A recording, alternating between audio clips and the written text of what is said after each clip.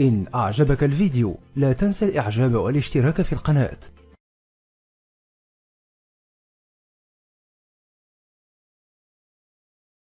Good evening. I'm Mahesh. I born in 1979. Maybe I'll be here up to my death, maybe 2030 or 40 if the world exists. I just want to know where I was before 1979, where I'll be after my death. If I have been meant to be here in this world for this certain period, who am I representing? The brother asked the question that he was born in 1979 and today he's in UAE. He wants to know where will he be afterwards. He will be saying most probably be here till 2030 if the world exists.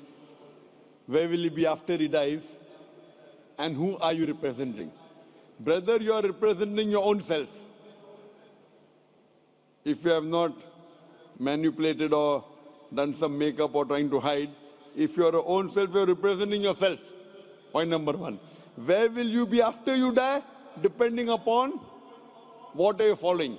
If you follow the last and final revelation, the glorious Quran, after you die, you will be in heaven. If you go against the laws of the Creator, against the last and final revelation, the Quran, then after you die, you will be in hell. So I don't know if you accept the commandments of Almighty God today, what you did between 1979 and till the 14th of April 2012, all will be forgiven. All forgiven, zero will be forgiven. So in the past, whatever you have done in the past will be forgiven because our beloved Prophet Muhammad said, the moment a person accepts Islam, all his previous sins are washed away. So depending upon whether you follow the laws of the Creator, where will you be, I can tell you. But you don't know when will you die. If you say, if that is the case, you know what I'll do? Maybe I'll live till 2030, so I'll accept Islam in 2029. Brother, you don't know, even I don't know, how long will you live? And you rightly said, if the world exists. I don't know till how long will the world exist. Allah says in the Quran in Surah Luqman, chapter number 31, verse number 34, no one besides Allah knows the hour. When will the earth end? We don't know. Whether it'll stay for a few years, for a few decades, we don't know. How long will you live and I live, I don't know. So the best is the moment you come to know the truth, accept it. All the past sins will be forgiven, then you try and practice and follow as much as you can. So where will you be after you die depends upon you. I can only guide you. Allah says in the Quran in Surah Ghashiyah, chapter number 88, verse number 21, 22, Allah says, فَذَكِّرْ إِنَّمَا أَنْتَ مُذَكِّرْ. He tells the Prophet, your job is to deliver the message. Giving hidayah is in the hands of Allah subhanahu wa ta'ala. So I want to ask you, brother, after you die, do you want to go to heaven or hell? After you die, do you want to go to heaven or hell? To be frank, I don't know. You don't know. Because for me, the heaven and hell is here. It's up to us. Yes, this is temporary heaven, hell, temporary.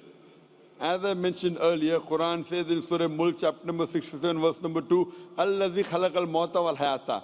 It is Allah who has given you death and life so that He may test which of you is good in deeds. This is a test.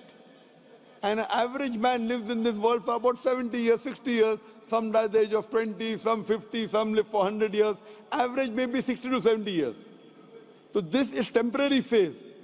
The next life is eternal. So you say heaven and hell is here. And then if you try to make this life heaven by going after luxury, enjoying life, drinking alcohol, your next life becomes hell. Because Quran, Allah says in Surah Hud that those who want this world, Allah will give you this world but will not give you in the next life. Those who care for next life, Allah will give you next life, also this life. So as a businessman, if someone tells you that I will give you little trouble, difficulties for the 70 years, next life eternal, unending, always pleasure. So this life is 0.00001% of the next life. As a businessman, you wouldn't mind saying, okay, I don't mind trouble in this couple of, small percentage. Like before the examination, you struggle, you stay awake, you don't sleep, or you sleep less, and then you appear for the examination. So that few days before that you struggle and you study, so that in future it is good for you. So similarly, brother, this life is a test for the hereafter. If you're a Hindu, if you're Mahesh, and if you believe in the Hindu scriptures, same the Veda says. If you read Rig Veda, book number 10, chapter number 16, verse number 4 to 5, talks about Punar Janam. Punar means next, Janam means life. Same thing what the Quran says about next life. So this life you come, and there's next life. Being born, dying, cycle of birth, rebirth is not mentioned in the Vedas. It talks about Punar Janam means next life, which is there in the Quran. So a really good person would think about, as a better businessman, that the next life is multiple times. Multiple, keep on multiplying. This life is a small, negligible 0.0001% compared to the next life. So as an intelligent person, you wouldn't mind taking trouble in this life so that your next life becomes paradise and heaven. So, brother, would you like in the next life to go to heaven or hell? Brother? Yes, sir. Would you like to go in the next life into heaven or hell? No, sir. I don't think I will be having a next life, because if I am going to have a next life. Do you believe in the Hindu scriptures? Yes, sir. You believe? Do Not you believe in the Vedas? Scriptures, some of the points. Do you believe in the Vedas? Yes. I don't know big about the Vedas. But you believe it to be sacred, correct? Sorry? Do you believe it to be from God? No, I feel I am God. You are God. All are God. That's what Hinduism says. Aham Brahmasmi. What is the definition of God?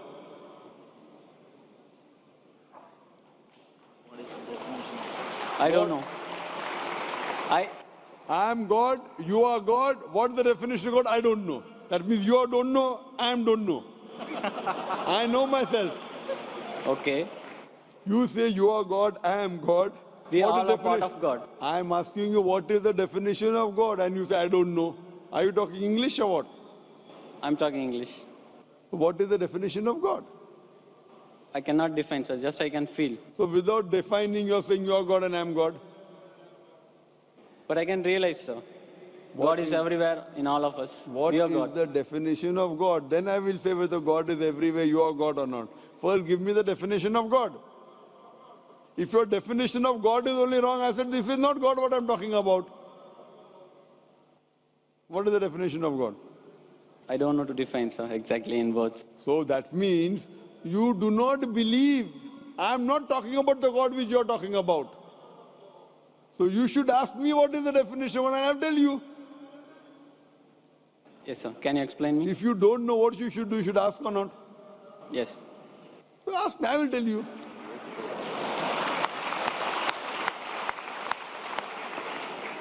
The definition of God come to according to Vedas and Upanishad, then I come to the Quran. If you read the Upanishad, Chandogya Upanishad, chapter number 6, section number 2, verse number 1, Ekam Evidityam. God is only one without a second. It's mentioned in Shveta Upanishad, chapter number 6, verse number 9. Nachasya kasij janitana chadipa. A Sanskrit quotation which says that of that God, he has got no superior, he has got no parents. Almighty God has got no Lord, no superior, no mother, no father.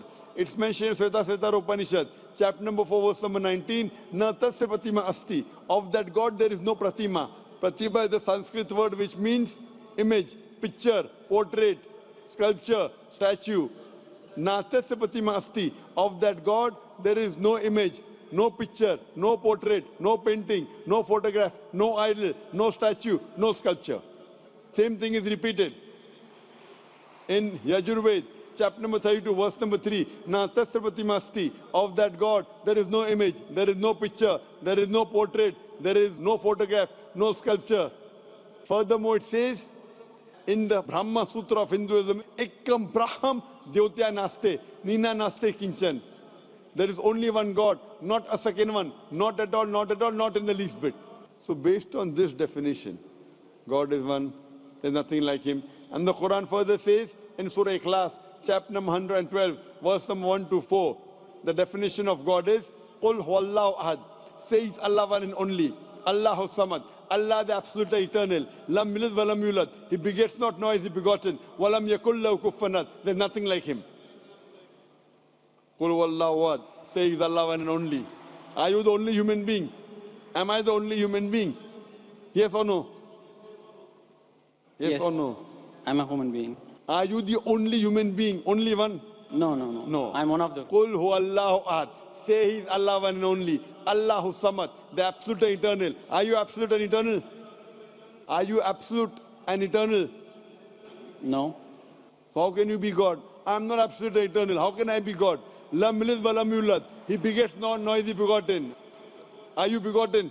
Were you born? Were you born or not? Yeah. So how can you be God? Even I was born. How can I be God? Do you beget? I have begotten. I have got children. Do you have children? Yes. How can you be God? Walam yakul lahu kufuwan ahad. There's nothing like him. What I'm saying That is, means your definition of God, forget what you say about God. I'm talking about my definition of God. Forget what you say about God now. Keep it. That may be God with a small g. I'm not talking about God with a small g, what you're talking about. I'm talking about God with a capital G. He's only one. He's all powerful. He's absolute. He begets not, nor is he begotten. There's nothing unto like him. Based on this definition, can you call yourself God? Can I call myself God? if you wish, you can. I asked you the question, are you born? You're saying yes. If you wish, then you'll be called a lunatic. No, sir. What I'm feeling is, What I am a I'm part of the God. You were saying the only one God, no? I feel I am the part of it. The big one. We all are part of it. Maybe we got detached, as like this world got detached from the sun. That is your definition of God. That's not the definition of God of Vedas. It's not the definition of God of Quran. So therefore I say this God is a different God. I'm not talking about the God that you believe in. I'm talking about the God which I believe in. He's one. He's not part of everything. Your God, forget about it. Keep it at the side now. Fine? The God, what you're talking, keep it at the side. I'm talking about the definition of my God. You understand? He is only one. He's all powerful. Are you all powerful? Are you all powerful? Not all powerful. So you are not the God I'm talking about. What God you're talking about, keep that God aside. Okay. Okay? My God I'm talking about. Therefore, La ilaha, there is no God. All the other false gods are wrong. You keep it aside. I'm talking about the correct definition. Someone is talking about 2 plus 2 is equal to 5. That equation, keep it at the side. The God that I'm talking about, the entity I'm talking about, He is one. He is all powerful. He is absolute. He begets not, nor is he begotten. He is not born. He does not give birth to anyone. And there's nothing like him. He's only one. Do you believe in such a God?